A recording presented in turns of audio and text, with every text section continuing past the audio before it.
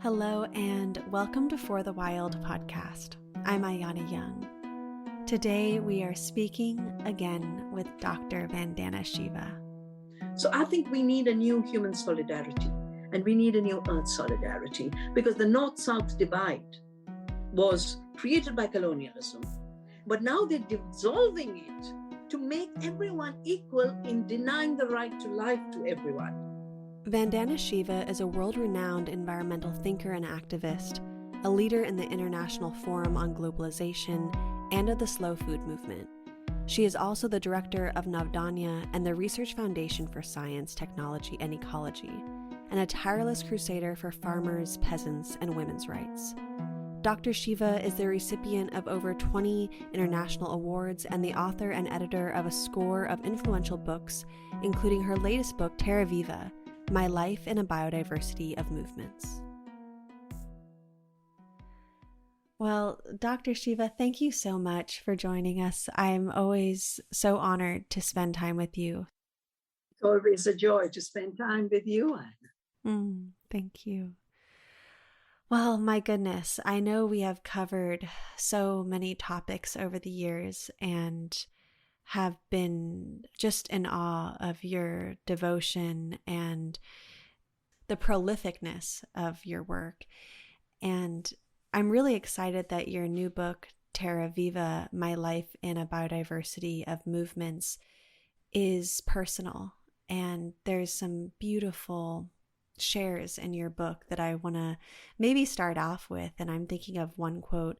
You say, "For me, the forests of my childhood were the source of abundance, beauty, diversity, and peace." And I'd love to start this conversation with hearing a bit about your childhood and how your youth continue to influence you today. You know, at the end of the day, you're shaped by your experiences. We, of course, live in a world where it's assumed that textbooks and words shape our reality. But our real reality is shaped by the multiple interactions that we have with nature, with community, with family. And my parents chose to have a life in the forest. My father was a major in the British Army during the war. He'd have been probably commander-in-chief if he had stayed in the military forces. My mother had been a very senior educator in what became Pakistan overnight, and she became a refugee. And then she said, now I've broken all the glass ceilings. I've studied everything women didn't study. I've got jobs that women didn't have. And now I want to be a farmer. So my mother chose to be a farmer. My father was in the forest. And this was the world I knew. But in a little library in a forest rest house, these are little camping houses in the forest. In a little library in a forest rest house with a lantern, a kerosene lamp, I read a tiny little book somewhere by Einstein, his quotes. And I said, well, this is the kind of human being I want to be. So, of course, the forest shaped me, but my seeking to understand the world through the kind of science that Einstein did was also a big shape of my life. And so I did my PhD in the foundations of quantum theory. And it's when I saw the forest disappear that I decided I would also give my life to protect the forest and join the Chipko movement as a volunteer. Now, if I hadn't had the forest as an imagination, if it was merely, sustained yields of event-aged forest management, it would never, ever have something that hurt me, pained me. It would just have been a neutral fact about which I had no in understanding or imagination. So I think the work I've been able to do in ecology is because my reality is the reality of the wild, reality of nature, reality of life in interconnectedness, self-organization, and abundance.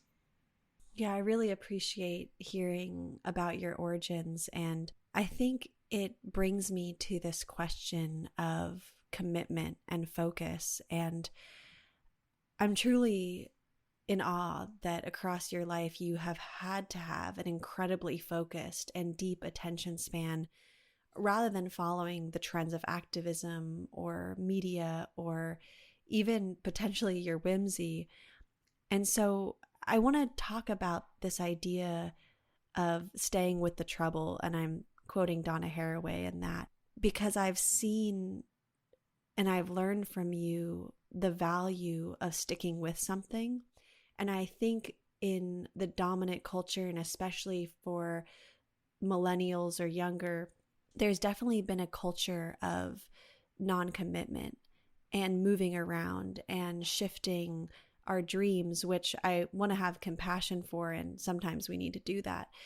But I see what you've been able to do, and I think so much of your power comes from your commitment. So I'd like to just explore that a bit with you. There is a living earth of which we are a part. And that doesn't change. What changes is the fact that a particular moment, it's the destruction of the forest that triggers your compassion, and with it, your care to do something about it. At another moment, it could be agriculture. 1984, it was witnessing the violence of Punjab and the violence in the city of Bhopal, when thousands were killed. Now, agriculture was nowhere in my field of study, but I had studied in Punjab and I knew my mother's farm.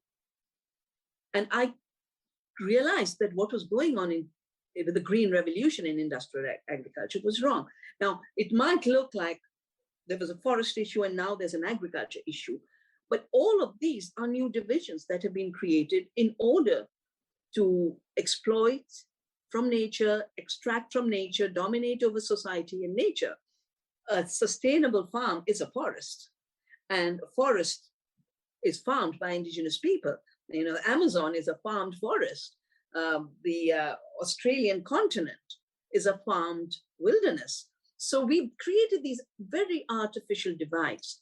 And partly my training in quantum theory has taught me that this artificial separation of either or, you are with me or against me, or either a forest or a farm, or you're either a city or a country, all of these artificial exclusions have actually been instruments of driving out nature's ability to be wild, to produce, to create.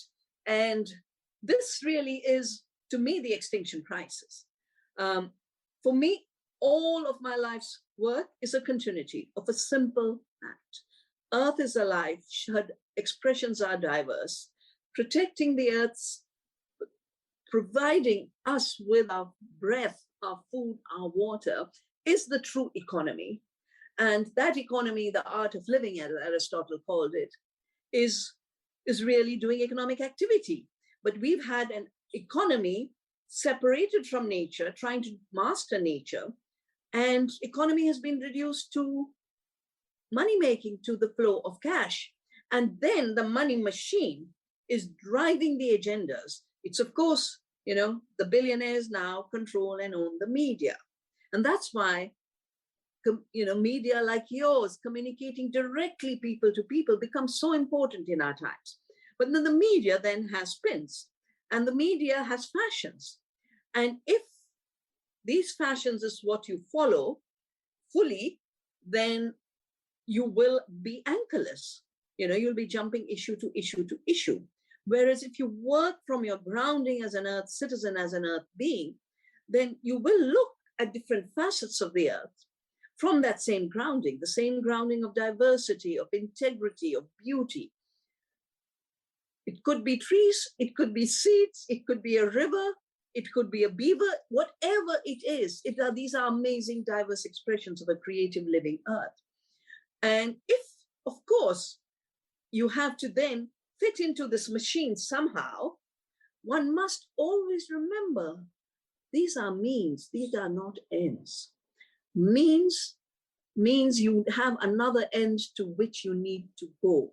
That end is our life on earth, a living earth with abundant life. And we keep focus then on that abundance and those currencies. And we use the means of the finances, of the money, as and when. And that means you have to be much more creative than a mechanical replication of the fashions of the day. You have to be much more creative in order to do the real work that matters. and yet be able to write a report that fits into the boredom of the money machine. Mm-hmm. Yeah, I really agree with you. And I see the complexity of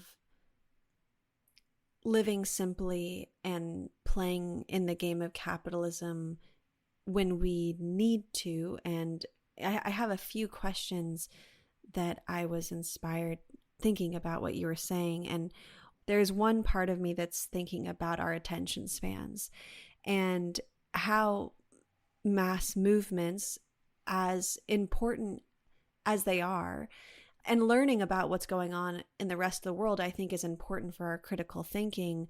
But I wonder, is that debilitating us? And what is the best way for us to reclaim our power as individuals in small communities? Do you think that we're more effective that way?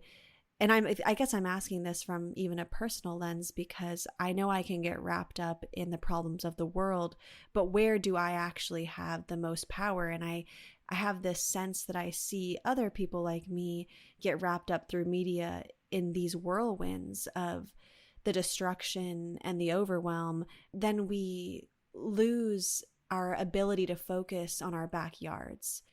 Yeah, maybe just some reflections on focus and effectiveness. Because we are earth beings, we are animals, we totally forget that we are biologically animals. And therefore, we are rooted in the flows of the local, of our particular ecosystem. That's what shapes us, makes us in the deepest sense of being. But we are also conscious beings, and we live in a conscious universe. And being conscious in a conscious universe means a larger understanding of the state of the world, both the amazing laws of ecology, the laws of nature that are universal. And yet their particular expressions, in a dry area become a desert, in another area it becomes a rainforest, but it's the same nutrition cycle and food cycle, it's the same hydrological cycle and the water cycle. So as understanding, it makes sense to know what's happening, but not through the dominant media. It has become the ultimate source of misleading humanity at this point. Also, shutting down reality. There are movements everywhere. One of the things, and I've done in my life, is respond to movements when they call me. And for me, that's the biggest learning and signal of what's the state of the world. So when land was being grabbed around India, and everywhere people were resisting the loss of their land, what I did was, A, go to visit them, give them support. But second, I said, each of you is fighting about the same thing. Let's make one day the day for sovereignty of Mother Earth and your sovereignty as a child of Mother Earth. We call it the Bhu Swaraj movement. Swaraj is self-rule, Bhu is the earth. And that changed everything. It changed everything because the movements were still local, but the connectedness for that moment became national. With the International Forum on Globalization, we were dealing with the issue of seeds and intellectual property and agriculture in India in a very deep way. In practice, with the farmers, building the movements, but as International Forum on Globalization, we also joined hands around the world. We could stop the most powerful institution that was supposed to shape the world of our time, the World Trade Organization. People shut it down. Now, I'm not saying everyone should do all of these things. All I'm saying is we need regenerating the earth where we are. We need to love the place where we are. We need to connect to others in whichever means. You're connecting to me far away. You're sitting in Alaska, I'm sitting in India. We're connecting through this dialogue. We need to be fully aware of where the world is going, not through the misleading fake science and fake news that is being manufactured to shut our eyes and make us blind, but to open our eyes to nature, open our eyes to the pain of communities as they suffer a cost of living crisis, as the lockdown in a way continues through other means. And because we are earth beings, I have a very deep sense that just like a tree needs to live and a salmon needs to live in its stream, human beings need to live. Human rights are civil rights, and there's no connection to nature. I think that's another division that we need to correct. And when we correct that, we find our particular place of contribution.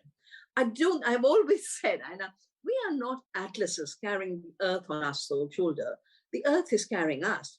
Our work is to tread lightly on this beautiful earth, but our work is also to find our place for service, to find where in her web is our best contribution. And always being aware that someone else is making a contribution somewhere else, and to be in resonance. That is the power. Our true power is our inner power of doing the right thing, knowing the right affairs by observing, listening, living, and responding to others' pain through giving your power. And there's nobody who doesn't have power. That is both my understanding as a physicist, as well as my understanding as an activist for now 50 years, that we are power. It's when we forget our power, when we let others run us, we become powerless, and we start to lose our own confidence in our knowledge, in our strength, in our compassion. Yeah. Gosh, I'm just thinking about a few moments ago, and you were speaking about the economy, but the natural economy in the sense of valuing water and food. And I'm paraphrasing here. You said it much more eloquently. But for those of us who are wanting to devote ourselves to service and commit, there's still this question of how do we make money? Now, of course, we could say, well, we don't need money if we have water and shelter and food, and maybe we do that communally, or maybe we do it through the trades. Maybe there's a way to get through for some of us not being in the money economy. But for instance, I'm up here in Alaska right now fighting a mining project, and a lot of the community is like, well, we can't just say no to everything. Maybe we'd say no to a mine, but we'll need something else to come in. And so then there's all these theories about regenerative economy and what could we do to make money that is restorative or that isn't as destructive or is local. And so I find myself sitting in the middle of a tornado of economic questioning, kind of like existential economic questioning of where do we go from here? Do we try to create a new regenerative economy knowing that people still need money? Do we like have sub movements where we're just trying to get away from money altogether? I know some people have tried to do that in smaller communities. Do we just hope that collapse comes sooner than later and we forget about being in the capitalist system, which is constantly extracting to make money? Because, you know, I don't know of any money that doesn't come from fossil fuels at the end of the day. If you follow the money train back far enough, it's always coming from extraction. But I guess I'm sitting in this question specifically around conservation because money has to come from somewhere to even conserve land. And so maybe I'm asking an impossible question here or going down a line of No, questions. Anna, it's very important. Mm-hmm. It's an extremely important question. Now, when I started my life as an ecological activist 50 years ago with the Chipko movement, the movement to come out and protect the forest, at that point, how did the women support the movement? These were remote villages in the Himalaya, no cash economy. They used to grow their food. Each woman would bring a fistful of rice every day to contribute. And then maybe in a community of 500, 100 women would be sitting in the forest till the forest logging was shut down. And there'd be community cooking. Not 1 rupee of donation was raised. There was no financial contribution. And I think that is the reason that movement lasted for 10 years. the women supported it with their resources. Now, part of the dystopia that has been created is the idea that money runs the world. But money is a very recent, dominating factor. First of all, there were many monies during the Great Depression. Dear Hazel Henderson, a dear friend who's no more, brilliant, feminist economist, she showed me a book about the 3,000 currencies that were created to deal with the depression, because the dollar was killing people. So people created their local currencies, and there's still a big movement of local currencies. But local currencies don't only have to be money. In our area, in the valleys, we grow paddy. If you were to hire labor for the paddy transplantation, you couldn't afford farming. But women get together, and they pool their work as a gift. They work on one woman's land, then they work on the next woman's land. And within 5 days, the whole village's transplanting has taken place. So part of what we have to transcend is the commodification of every aspect of our lives. Commodification means that water, when it's commodified, means you buy it from Nestle and Coca-Cola and Pepsi. And that, to me, is an absolute obscenity and crime. When food is a commodity, we grow more and more commodities, but more and more people starve. When we grow true food, there will be no hunger. When seed becomes a commodity and intellectual property, there's famine. There's seed famine, farmers die. 4,000 Indian farmers have committed suicide because of debt and scarcity created by monopoly on seed. That's why I've created community seed banks. The seed itself becomes the currency.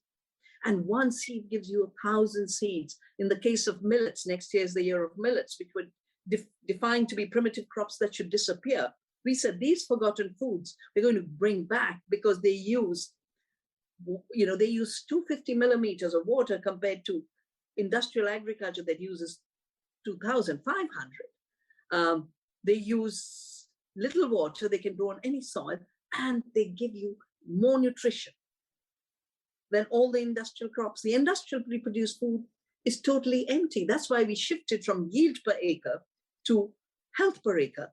Health is the currency. Nourishing is the currency. So I say my first thing is, let us shift our minds to regenerating the currencies that make our life work, and the currencies that come from nature as the original source. These are the currencies of food, currencies of water, currencies of breath, currencies of love, relationship, currencies of being cared for, and the capacity to care. Now, once you do that, then instead of looking towards the market or the financial sources, you start to turn to nature and to each other to say, what is it that we can do with this amazing body that has been made to disappear in the Cartesian world? Descartes said, I'm a thinking thing without a body. That break is the curse of humanity, because it crippled us from recognizing that we are bodily beings that connect to the earth's body. And as bodily beings, we have needs of food, water, air. But as bodily beings, we have creativity of the most amazing kind. I think we'll have to reclaim our capacity to work physically. And for that, we'll have to turn to indigenous people, because they are the people who created abundance and wealth before the fossil fuel age, before the age of capitalism. But another very important issue, and this is particularly for our work in protection of nature, at this point of where capitalism is, where the big financial world is, the Wall Street, New York Stock Exchange, and Rockefeller, who created the money economy, the financial economy, the banks, who worked with IG Farben in Hitler's Germany to create the chemicals that are killing species, driving wildlife to extinction. There was a Standard Oil IG Farben partnership. Standard Oil, Rockefeller provided the oil and the finances, and the IG Farben provided the knowledge of chemistry. And that's how the toxics that made Rachel Carson write Silent Spring 60 years ago.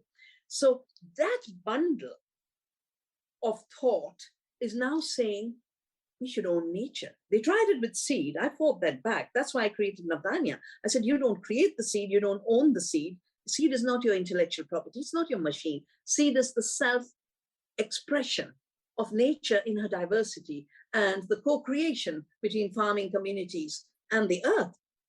Now they want to earn all of nature.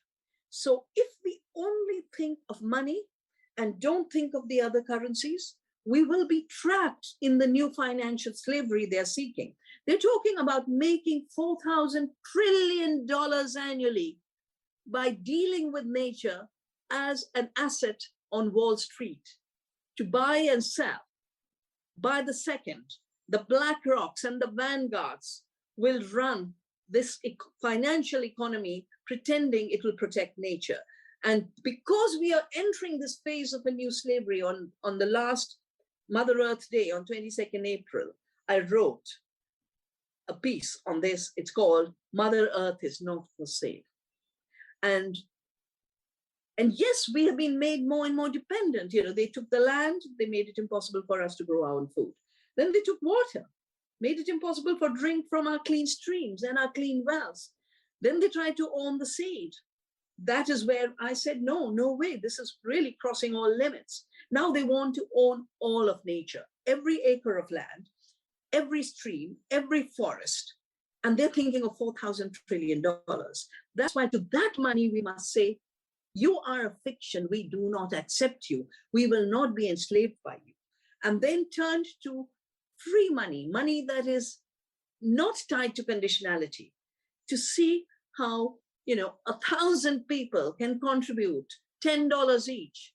That is how the future of using money as a means to build community, to build the human community that regenerates the earth, and the earth community with which we regenerate. That's how it's going to happen. Many smalls joining hands. Any place there's a quickie solution with big money, it's going to be a curse. It's going to be a new enslavement.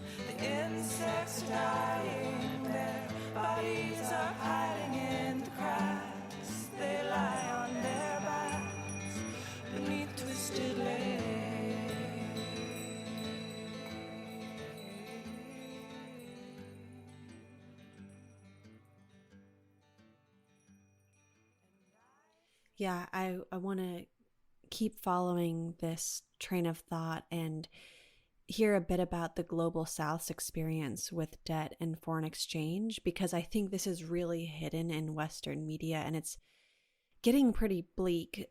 For example, Sri Lanka's foreign global debt is over 12 trillion, mostly borrowed from China and Japan. And then there's this quote I wrote down: Zambia's debt repayment plan includes making 100,000 hectares available to foreign investors for export agriculture and using $300 million in World Bank loan to build roads, electricity, and dams for the farms. So if you could speak to that in the Global South, and further, that'd be great. So India actually is the country where people should look at to see how this system that is called capitalism was created, because it's really another name for colonial commerce. What was colonial commerce? Colonial commerce was East India Company. East India Company, 300 merchant adventurers got together, wrote a charter that the state would provide them military support, that if they had losses during trading, the society would bear those losses. That's why a limited liability, not a full liability, that when they came back with the spices and the gold, it would be theirs. But if they lost it to the Dutch or to the French, then the people would pay. So they never lost. This was the creation of a corporation. This was not that long ago, just 1600. That's how recent the structure we are facing is. What the East India Company then did was declare that all the land of India belonged to England. And therefore, the peasants who worked the land now became landless peasants who had to pay a tax, a royalty, a land royalty, half of the produce, not in quantity, but an average calculated in cash. So in a year of drought, they were in debt. This is how the famines were created in India, not because we didn't know farming. Every system of farming that is today regenerating the earth, organic farming, biodynamic farming, they all have been inspired by Indian practices, by Albert Howard, Rudolf Steiner. They all came to India and learned how Indian peasants worked, with diversity, with the law of return, with giving back, with recycling. So 40 to 60 million people were pushed to famine in that period.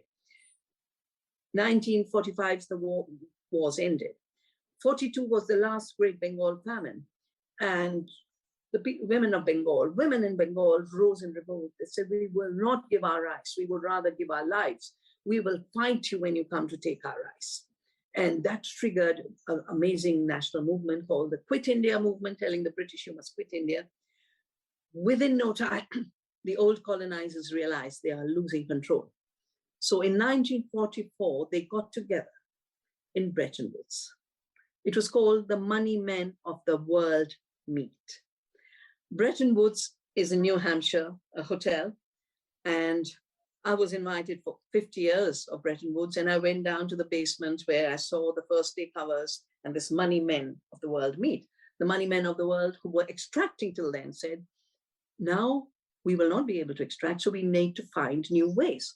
So they created the World Bank and IMF and the GATT, the General Agreement on Trade and Tariffs, which they could not bring into implementation because the first document was prepared by Havana.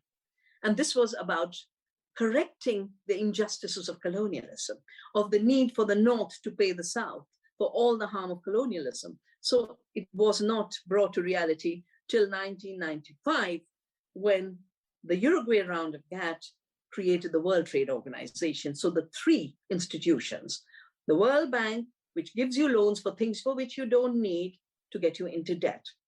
I have worked for so long. I mean, I joke and say every ecological crisis I have had to address, behind the damage is the World Bank. Fighting the dams, World Bank loans. Eucalyptus in the Deccan, World Bank loans for social forestry. Green Revolution in Punjab, World Bank loans to use chemicals, fertilizers, import the seeds, import the fertilizers, make the big dams for irrigation. So what's happening in Zambia now is what the World Bank did in the 60s. By the year 1991, the debt was 91 billion. And when the debt gets too high, IMF and World Bank come in and say, now you have to restructure your economy. They call it structural adjustment programs. That's when they say, now you have to give your land. Now you have to give your electricity. Now you have to allow your food system to be privatized and not feed the poor. This structural adjustment that happened to India, when I did a quick calculation, about 1/3 of the loans were for doing a destructive industrial agriculture, which we didn't need, for pesticides and fertilizers. We were doing agriculture without borrowing money. Forever we could have done farming. And the work I'm doing is to correct that error of external dependence, both in terms of loans, as well as external dependence in terms of inputs. So when you cite Zambia, you cite Sri Lanka, the IMF, World Bank are the mechanisms, and the Asian Development Bank and the African Development Bank, they are mechanisms for creating debt dependencies. And then allowing the debt to go so high that you then take over the natural resources of the country, you take over the economic productivity, which is a public good of the country, and privatize it. And that's why when I talked about the Rockefellers and the New York Stock Exchange coming up with these new natural asset companies, They are looking at the fact that the World Bank, IMF have created a debt trap, and China, they've created a debt trap. And right now, the Ecuadorian peasants are fighting against the new agreement between Ecuador and China on agriculture. I was an ambassador for Ecuador to protect the Amazon forest of Ecuador. I was an advisor to the government when they wrote in their constitution that the earth has rights. And then because elections need money, and elections need to build roads, and election needs to build highways and airports, before you know it, the politicians make the country borrow for their elections, and then the people who are trapped have to pay with their lives. So right now there's a protest going on in Ecuador because the Chinese debt trap is leading. First, they took the oil from the Amazon, and now they want the food. So a debt trap is a sure way to appropriate not just the freedom of a country, a community, a person. It is basically in today's world where the issues are life and death issues, it is taking away the means of living of billions of people. This is the genocide and ecocide we are living through, and it'll become impossible for the majority if we don't create another economic paradigm. If we do not tell the World Bank and IMF, we had protests in front of these agencies. I was in 1988 in Berlin when the big World Bank meeting was happening. I was asked to give the big talk, and there was a Berlin Wall behind me. I said, walls like this shouldn't exist, and institutions like the World Bank shouldn't exist. Well, the wall is gone, but the World Bank's still here. And I think this is the level at which we need to be much more planetary in our thinking and global in our thinking. We don't have to act globally always. Yeah? Think globally, act locally used to be a slogan of the movement. We have to understand what the global institutions are designed to do, what they're doing to our lives, and finding ways at the local level and with an interconnected solidarity to stop them. I mean, if we do not stop the money machine now, people will not be able to live. The earth's life will be made to disappear because they live through a false equivalence. My last concluding part of my first book, Staying Alive, compares the movement of Chipko defending the economy of the forest and an economist who got the Nobel Economics Prize called Solow, who said there's nothing like an ecological crisis because everything in nature can be substituted. We can destroy the forest and make fake plastic trees. They actually are making fake plastic trees. We can destroy food and make lab food. No, you can't, because it'll still need feedstock. It'll still need land. So we are at a cusp right now. And this cusp is telling us that freedom from debt means all the past debt is absolutely unjust and should be forgiven. This is what's called the Jubilee. There was a whole movement for Jubilee, forgive the debt. And more than that, repatriate all the extraction that you have done. And second, for everyone to live in ways that you don't get into a trap. Turn to community, turn to family, and we will not be able to live if we do not cultivate family and family doesn't mean a nuclear family. That is an absolutely absurd construction that fitted into the capitalist structure, first to borrow to build your house, to send your child to school, and secondly, to be the consumer unit. Larger extended families, and extended families include the trees and the animals, as you know so well, Ayana. Our family is the earth family, and the earth family doesn't run on the money machine. The earth family lives on care, mutuality, synergy, giving. Mm-hmm. Yes. Oh, goodness. There's so much in that response. And I was just thinking about debt in its relationship to aid as well, because I know that you have been known to critique foreign aid that comes into countries and pretends to help. They very much perform as if they are saviors. And it feels similar to me with the debt.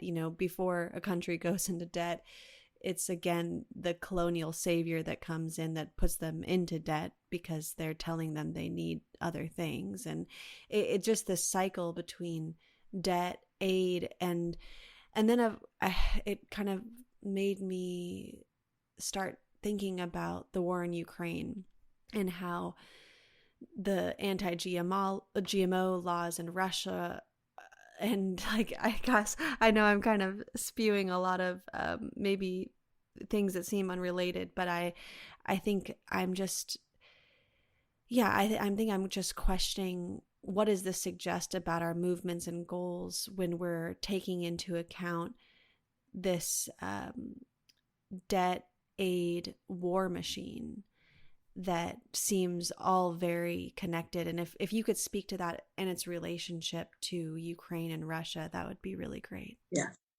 I think aid is such a misleading term because it is really the instrument for trapping in debt. I'll give you a simple example. So, when Monsanto entered India very illegally, and I fought them in the courts, they entered with the GMO BT cotton. The farmers didn't have the kind of money they wanted to charge. They would charge about 2,000 rupees for a kilo, 4,000 rupees for a kilogram of seed, where the original seeds, local seeds, were 5 rupees a kilo. Why would a farmer ever go to the 4,000? And of course, advertisements were made: you'll become a millionaire, you'll become rich, you'll become, you will own giant tractors, you will own giant limousines. And they were showing ads of American farmers. There was one ad which even showed farmer becoming a Superman by using this GMO seed. Of course, at the end of it, farmers were in debt because they didn't have the money to buy. They were just having to sign and sign and sign. And then they turned up at their doorstep, like they're turning up at the doorstep of Zambia to say, now your land is ours. The agents of the companies would say, now your land is ours, you haven't paid the debt. So 400,000 farmers suicides, of which 85% are in the cotton areas, of which 95% is Monsanto. So this is the model, even when the institutions are like World Bank or like the ADB. And, we are building roads crazily. 1/3 of the fertile land of the Ganges Basin has been buried by highways. 1/3 of the most fertile soil of the world that has fed people for 10,000 years and would be feeding people forever, buried under concrete and steel. And when these bills come for paying for these super highways to rush to nowhere a little faster, that's when the next structural adjustment of India will happen. So aid is really another name for a debt trap. And a dear friend, no more, long ago he passed away, Majid Rahnama. Majid had said, aid is AIDS. AIDS is the acquired immune deficiency. And he says, aid is an acquired immune deficiency in the economic sphere. It is designed to make you incapable of producing for yourself what you need. And the very definition of growth is also part of this trap, because growth is measured by saying, if you produce what you consume, you don't produce. So self-reliance and self-sufficiency and nature's economy are defined into zero. And that's why this madness for growth, and the whole British economy collapsed, because they were single-mindedly destroying their society for more growth and more growth and more growth. So the word growth in economy has no place. Growth in plants, growth in ecosystems, growth of children, growth of happiness, that is accurate.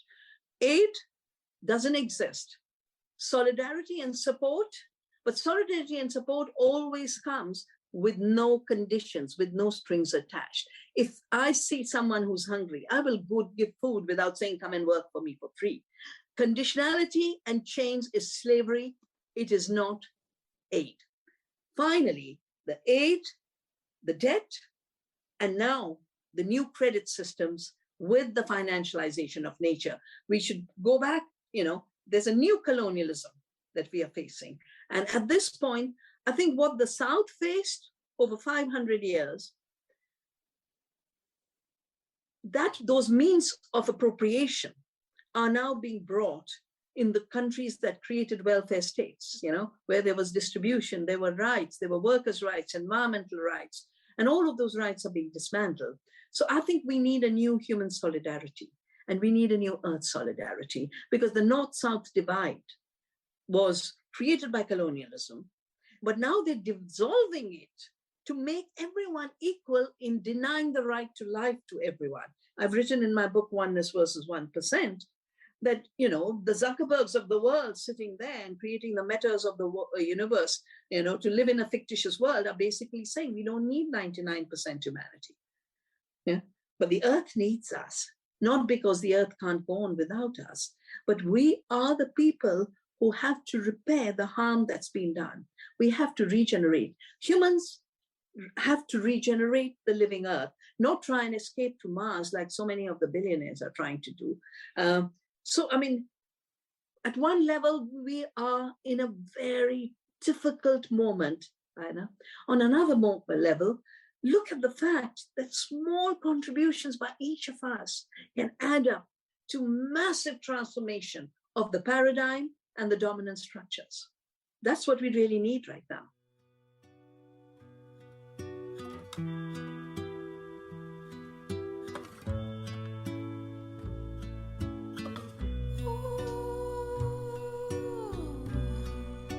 Bright to the unknown,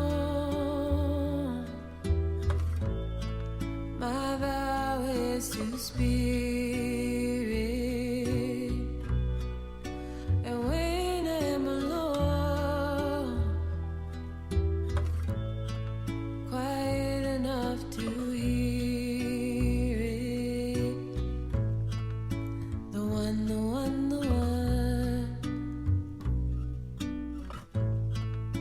The one, the one, the one.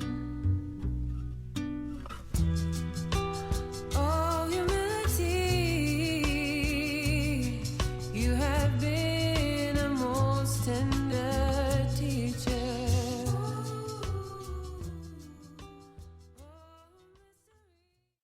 I'm wondering if you could tease out some of the details about the Ukraine war and GMOs, and how that also relates to the anti-GMO laws in Russia. Sure. Yeah. So most people look at Ukraine in 2022, but most people forget Ukraine 2014, when basically a US-inspired coup dislodged the elected government, and all the laws were changed after that. And East Europe had always been very, very active in saying no to GMOs. And Ukraine was the first place where the GMOs were introduced. And what you were talking about in terms of Zambia, well, I don't know, I think it's a third of Ukraine's fertile land that is now owned by corporations, American corporations, who have taken over the food system. And since Ukraine had been turned into the breadbasket for the Soviet Union earlier, now for Europe and the world, the shift to GMOs and corporate agriculture means commodity trade and commodity profits will increase, but hunger in the world will also increase. Why is Russia GMO free? Well, because they had good scientists, and they have, and you know, their science is not run by corporations. And Russian scientists have worked. You know, I chair an international commission on the future of food, and one of our best members was a Russian scientist, Alexander. He's no more, he died of cancer, but he and the top scientists of Russia had studied what GMOs do and how they harm the ecosystem, the soil, how they harm our body. They had said, we don't need the stuff. So it was a scientific decision, which was then followed. And then because of the sanctions, the Russia said, well, we will grow our own food. Why should we depend on patented seed for which we have to pay royalty to destroy our agriculture and our food security and food sovereignty? So, you know, there's so many layers to the conflict in Ukraine. But I know when people say to me the Ukraine-Russia war, I say, just look at the economies, you know, look at who is gaining from the conflict. Look at who is losing from that conflict, and look at who is financing the perpetuation of war. Dear Assange, is in jail for having told us the truth about the Iraq war. An honest journalist doing a good journalist job in jail to be extradited to the United States. Assange has said they don't want wars that end. They want wars without end, because that is what fuels the industrial military complex. And I think, again, we should look at Ukraine and see it's a test, it's a trial of how to destroy people's freedoms, how to appropriate people's resources for a corporate agenda. And the GMOs in our time, if in the time of the Green Revolution it was chemical fertilizers, in our time it is the GMOs that are the beginning of a creation of dependency. Because first, GMOs don't work. Second, GMOs require more Roundup, more pesticides. They require more borrowing from the same poison cartel that now wants to own the seed. And it is, I've done about 6 books on this subject, Who Really Feeds the World, Women and Seed Sovereignty, which shows that it's a totally failed experiment. And just today, 300,000 scientists of Europe have said that the new GMOs, the gene-edited GMOs, which are totally financed by Mr. Bill Gates, who financed the Berkeley researchers, who financed the Cambridge researchers, he controls the patents in Editas, amazing. And, he thinks life in its complexity and its self-organization is like a word program where you can cut and paste. There's no cut and paste, except by nature defending herself. External cut and paste is one more messing up and scrambling of the genome and the ecosystem. So it's the engineering mind, it's the Cartesian mind, it's the mechanical mind, continuing to push its agenda for extractivism. And on the other hand, those of us who care for the earth, who love all life on earth, we work with our ecological mind and our compassionate mind to say, we will do every bit we can to not let that continued agenda of death and extraction continue, because continuing it means death everywhere. On a dead planet, even the billionaires won't make money. Mm-hmm. Yes. Gosh, again, there's so much there, and I'm thinking about a lot, and what you were saying about Julian Assange, and it kind of reminded me about a question I had on thoughts on censorship and derogatory, quote, anti-scientific labeling on anyone critiquing corporate-backed industry and products. And I wonder how, with mainstream media, we navigate how we trust people, whether that's scientists or journalists. It's tricky. It's really tricky. I saw that a lot just in the past few years, whether it's about GMOs or something else. Like, mainstream media's scientists are going to tell you one thing, but then if you're hearing it from somebody else, or basically any other scientist or expert that's speaking out against empire, will be labeled as, you could say the word quack. I've heard that a lot. Or they're labeled in this way that make people feel like they're not trustworthy. So I just wanted to hear your thoughts on that type of censorship. Well, when they started pushing GMOs, they also started pushing patents. And that's the reason I started to save seeds and started Navdanya. But I also started to work with my government and governments around the world to create regulation for GMOs called biosafety. Assess what it does. Don't just commercially approve. Don't give freedom to do deliberate releases. And because of our biosafety laws, there is some taming down of the unleashing of GMOs all over the world. Now, I was invited by the United Nations as a scientist to write the framework with the governments of the biosafety protocol, which became the Cartagena Protocol. And then came Monsanto illegally into India. I, of course, sued them. I told my government they were wrong. The media would cover it totally. And then they started what the normal thing is. She's not scientific. They started to remove my physics degrees from the Wikipedia page, as if the Wikipedia decides my life and not my own learning. And they pay people, because my son tried to correct it. He sent them all my degrees, and they still continue coming. She hasn't studied physics. No, today I look at seeds. And yes, my quantum thinking of relatedness and non-separation helps me. But I have seen, I left a formal job in 1982 to start the Research Foundation as a for service to the earth and communities that need.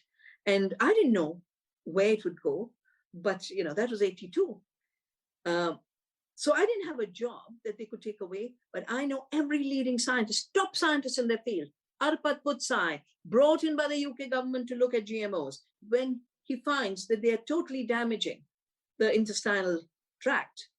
And he says, if this happens in 3 months of feeding of rats, what will happen with a lifetime of eating this stuff? They did a press conference covered by BBC. Monsanto mobilized, had him trashed, took away his lab. He went back to Hungary. He said, I left Hungary for freedom. I'm returning to Hungary for freedom, because the world run by money and corporations leaves no freedom for scientists. Eric Seralini, the top scientist of France, decided to go back to the university to test GMOs. His work, again, covered by the top journals. Monsanto replaces the editor of the journal to retract the published paper. That's the level to which they will reach. People have lost their jobs, people have lost their lives, people have lost their reputation. And that's why censorship in the hands of criminals is allowing criminality to rule. And we must continue to defend our truths and our freedom. And what is truth? How will you know? Always look at the independence of the scientists. Look at their long-term track record. What else did they do? Don't look at the news. Don't look at Dr. Huber being scandalized just because he wrote to Obama and said the GMOs are the biggest security threat. He was the advisor on security, on biological security. He said the biggest security threat to America is GMOs. And then they went and attacked him, the president's advisor. So no one is left for them. No one is a scientist. No one has integrity. No one has a right. Just gangsters whose origins go back to Hitler's Germany, want to tell the world what is science and what's not science. Killing people is the science they learned in the concentration camps. Killing people and killing truth is still their science. That's why we must constantly speak our truth, live our truth, know our truth. And truth is the coherence and resonance with the reality of a living earth. That's what truth is. Yes. I'm so grateful for your fortitude that you have been able to stay so strong and diligent, even when forces try to tear you down. And I think that that's a really important lesson for us that kind of reminds me of the beginning of our conversation, is how do we stay committed? And I think whether it's mainstream media or corporate powers that try to tear people down and invalidate them, there's also a lot of call out culture within the movements and infighting within the people that we thought we could trust. And so I guess this next question is around skepticism, or let's even say critical thinking versus call out culture, because it's one thing when corporate powers try to, like I said, destroy or devalidate us, but it's another thing when we find that within our movements. And I think that what we're doing is really, wounding us more, but also putting a huge block in front of our effectiveness when we call each other out. But I do think, of course, there is place for critique and there's place for learning. But I wonder what your reflections are on that. Well, I have 3 reflections. First, that as human beings, each of us has freedom to think the way we think. But none of us have a freedom to impose our thinking on anyone else. That's why the call out culture is epistemologically on false ground. Your freedom is what you will be. Yeah. Be who you want to be, but your freedom cannot become taking away another person's freedom to be what they are.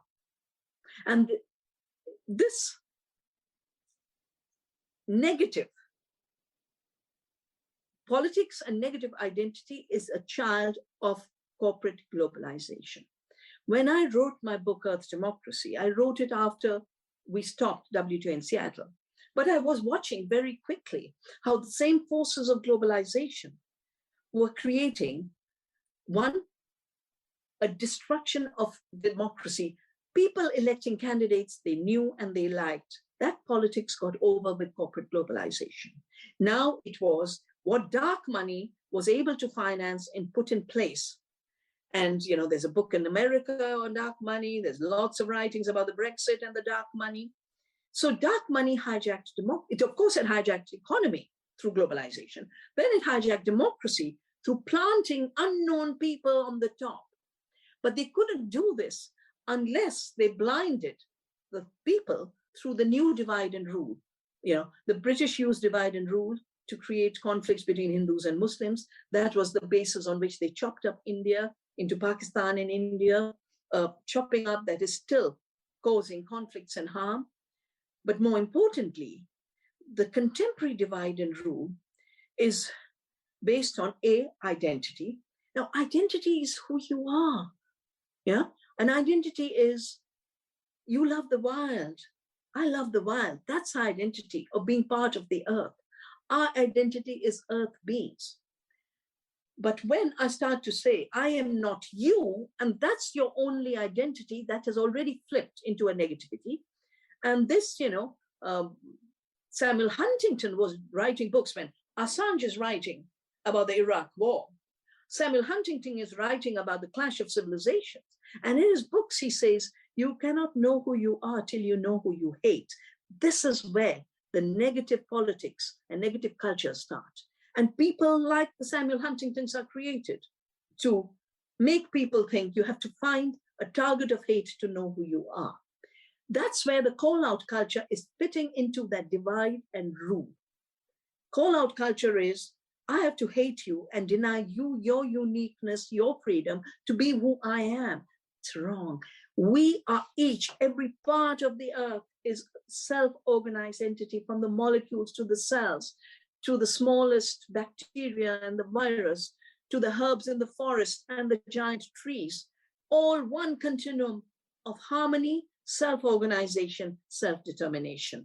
And because the Cartesian mind made us think about self-determination in atomistic and isolational terms, we did not see that we could be interconnected but different and diverse. Diversity is at the root of interconnectedness. Diversity is at the root of freedom. The call-out culture is denying diversity in humanity. The divide and rule culture in organized form is denying the true aspirations of particular individuals and different cultures. And we have watched this. We have watched it, how particular campaigns would be created to shut down a particular kind of community. And then there would be resistance from the bottom. It has never, ever worked. Imposed ideas do not last. Evolved ideas have a lasting character. And to those who are engaging for their identity and meaning in call-out culture, I say, there's so much to do. Find your identity with the earth. Find your identity in humanity. Those are our two basic identities. The rest is our unique freedoms, and no one else can tell us what we should think, what we should say, how we should be. Beautiful. That really speaks to, so much of what I feel people are struggling with right now in movement spaces. And there's definitely another piece to that, which is something like I have this question that's something around toxic masculinity. I've read in so many of your books this uplifting the feminine and the matriarchy. And I think there's so much importance to that. But then I see our men, or the more masculine sides of us, kind of, they're at a bit of a loss. Like, I guess what am I trying to say here is, how do we honor the masculine to honor the feminine? Or how do we help toxic masculinity detoxify? Because it's, to me, it's not that masculinity in itself is evil, or it's not that that's what caused industrialization, capitalism, colonialism. And of course, that's, I don't think that's what you're saying, but I am wanting to speak to whether it's the people who identify as men out there, or those of us. I mean, I know I have masculine sides in myself, and they have been toxic at times. It's like, how do we welcome healthy masculinity that supports the divine feminine? Well, first by recognizing that the divine feminine is in everyone, in every being. The divine feminine is in the masculine too. And the dynamic, creative part of all beings, including human beings, including the masculine human beings, that is the sacred feminine. It is not only about women. It's not embodied only in a body that is female. It is embodied in all creative expression of life. I think the being female and being male has constantly been constructed in society. And, in India, of course, we have some of the worst violence against women, but we also have the amazing,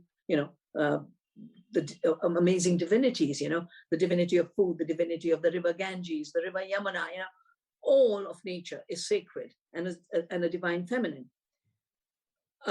Colonialism was definitely a patriarchal enterprise. Now, patriarchy is different from masculinity. Masculinity is, the feminine and the masculine, which can be in total harmony and total balance.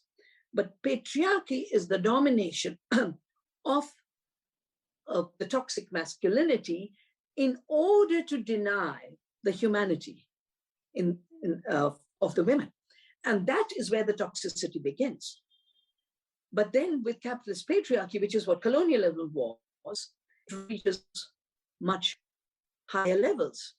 First, the corporation. If you look at how is the corporation formed, what is it? It was 300 men who created the East India Company, which was like a man, a militarized, conquering man. So patriarchy then gets embodied in the structures of society that we create. When we don't have decentralized participatory democracy, democracy in terms of money power and electoral power then becomes a masculine game of patriarchy. So the masculine without the feminine, deprived of the sacred feminine and the creative principles of the feminine, then starts to become toxic. And patriarchy is why we have to, I think men too are enslaved by it. Women are made to disappear.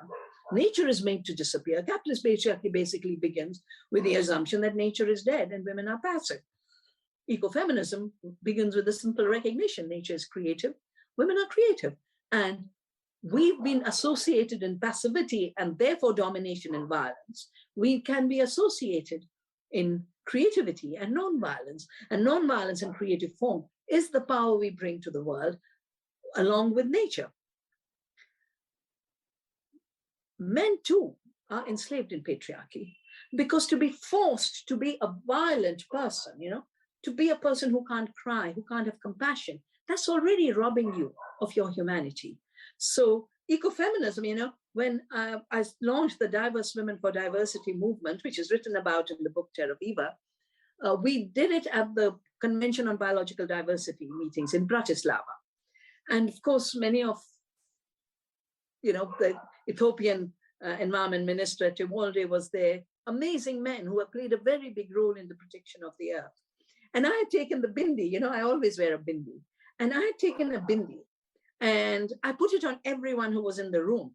And I reminded the men, you too have the sacred feminine.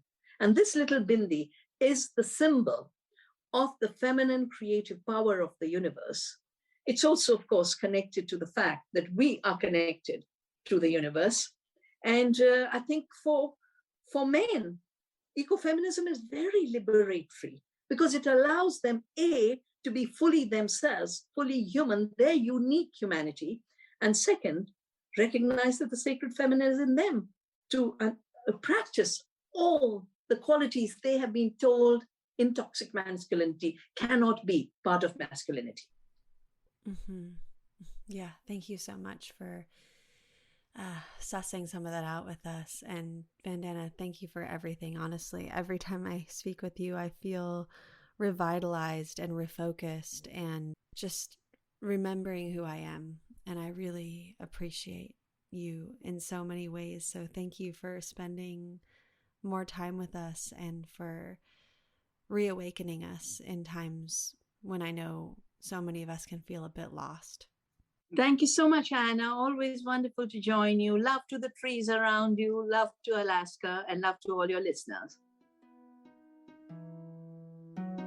Thank you for listening to For the Wild podcast. The music you heard today was by Henry Johnson, Shinlace, and Doe Poirot.